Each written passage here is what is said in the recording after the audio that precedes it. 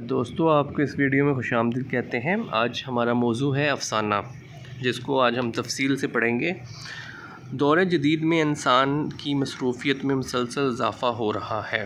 इसका असर ज़िंदगी के तमाम शोबों की तरह अदब पर भी पड़ा है।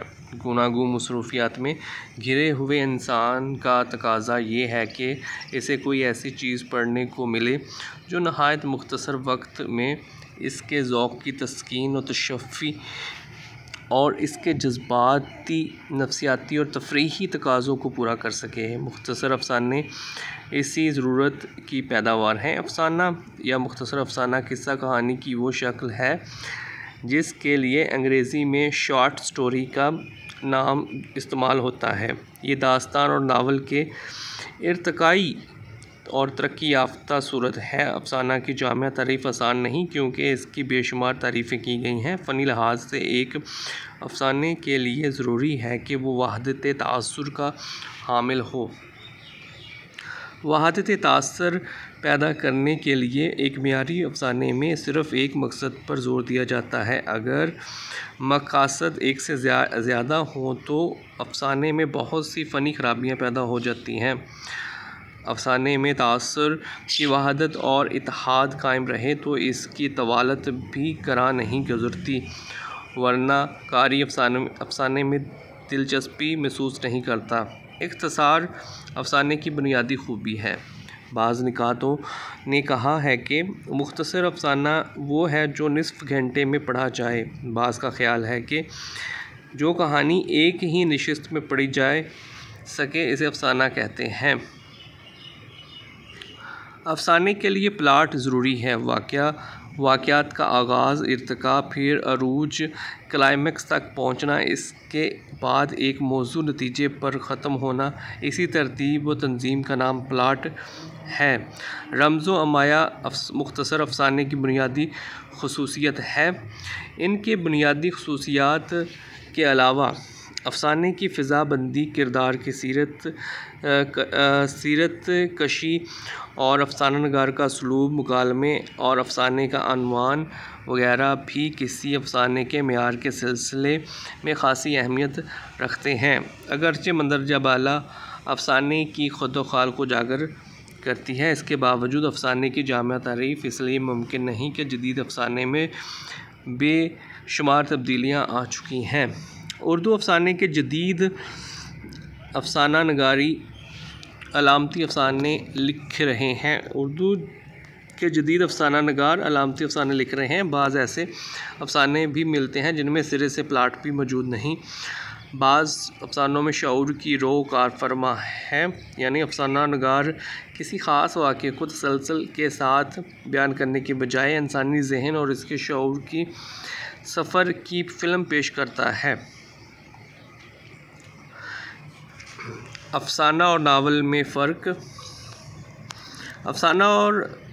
अफ़साना मुख्तसर होता है, जबकि नावल तवील। इंसान में किसी किरदार की महज एक झलक, अफ़साने में किसी किरदार की महज एक झलक, एक जज्बाती या इज़्तिराबी कैफ़ियत पेश की जाती है, मगर नावल में तफसील के साथ ज़िंदगी की पेचीदगियाँ मौजू बनाई जाती हैं। अफ़साना मुख्तसर होता है, जबकि नावल का कैनवस ज़िंदगी की तरह बेहद वसी होता है। अफ़साने में इख्तिसार के साथ तेज़ रफ्तारी भी होती है, लेकिन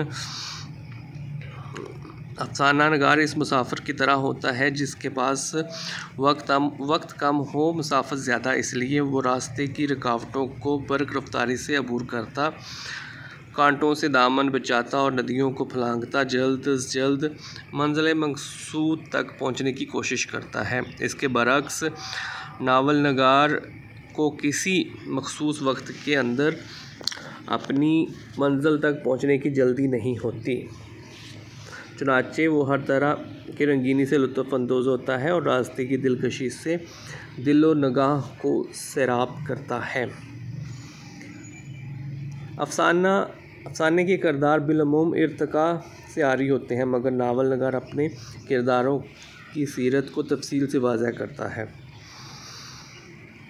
अंग्रेज़ी अदब में मुख्तसर अफ़साने की सही शक्ल 19वीं सदी के आखिर में अब हम उर्दू अफसाने की तारीख़ बयान करने लगे हैं। अंग्रेज़ी अदब में उर्दू अफसाने की सही शक्ल 19वीं सदी के आखिर में मुतय्यन एडगर एलन पो अंग्रेज़ी अफसाने का मौजद माना जाता है। एडगर एलन पो अंग्रेज़ी अफसाने का मौजद माना जाता है। उर्दू में प्रेमचंद को पहला अफसाना नगार कहा जाता है और मगर उनके इब्तदाई अफसानों से पहले सजाद हैदर यल्दरम बाज़ ऐसी कहानियाँ लिख चुके थे जो मुख्तसर अफसाने के म्यार पर पूरी उतरती हैं। प्रेमचंद पहला अफसाना 1906 या 1907 में लिखा, जबकि यल्दरम का पहला अफसाना 1903 में शाया हुआ। प्रेमचंद के इब्तदाई अफसानों में वतन से मोहब्बत के जज्बात नुमायाँ हैं। माशरती इस्लाह का सबसे बड़ा मकसद है कि इनकी अवलीन अफसानवी मजमूए सोज़े वतन को अंग्रेज़ी हुकूमत ने बाग़ियाना करार देकर ज़ब्त कर लिया। इसके बाद प्रेमचंद ने इससे कहीं ज़्यादा बुलंद पाया अफसाने लिखे जो मुख्तसर अफसाने के फ़नी म्यार पर पूरा उतरने के साथ गहरी मकसदियत के हामिल भी हैं। इसके बरक्स यल्दरम रोमानियत पसंद अफसाना नगार हैं। अलबत्ता अली अब्बास हुसैनी, सुल्तान हैदर जोश वगैरह ने प्रेमचंद की इस्लाह पसंद रवायत को आगे बढ़ाया। मजनू गोरखपुरी और न्याज़ फ़तेहपुरी के अफसानों का मौजू इश्क व मोहब्बत का जज्बाती पहलू है। इनके अफसानों में जज्बातियत का गलबा है। 1930 के लगभग हयातुल्लाह अंसारी, फ़याज़ महमूद, अज़ीम बेग चुगताई, राशिदुल खैरी और अख्तर अंसारी बड़े अच्छे अफसाना लिख रहे थे। ख्वाजा हसन निज़ामी के अफसाने 1857 की जंग आज़ादी से मुतल्लिक़ हैं और अपने रंग में मुनफरिद चंद बरसों में बाद अंगारे के नाम से 10 अफसानों का एक मजमूआ शाया हुआ, जिसमें सजाद ज़हीर, रशीद जहाँ और महमूद ज़फ़र अहमद अली के अफसाने शामिल थे। फ़नी लिहाज से इन अफसानों में मगरबी अफसाने की तकनीक से काम लिया गया, मगर गैर ज़रूरी जज्बातियत और बेलगाम जोशीलेपन ने इन्हें उर्दू अफसाने की रवायत से अलग कर दिया। क़याम पाकिस्तान के बाद जो नए अफसाना नगार सामने आए, इनमें इंतज़ार हुसैन, ग़ुलाम अब्बास, कुर्रतुल ऐन हैदर, तस्नीम सलीम,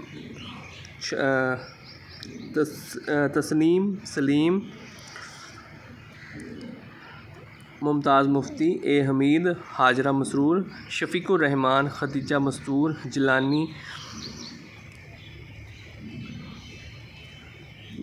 महमूद फ़ारूकी, अशफ़ाक़ अहमद, रामलाल, अबू सईद कुरैशी, मिर्ज़ा अदीब, आसम मिर्ज़ा, सादिक हुसैन, नईम सिद्दीकी, आगा बाबर, अनवर जिलानी बानो, वाहिदा तबस्सुम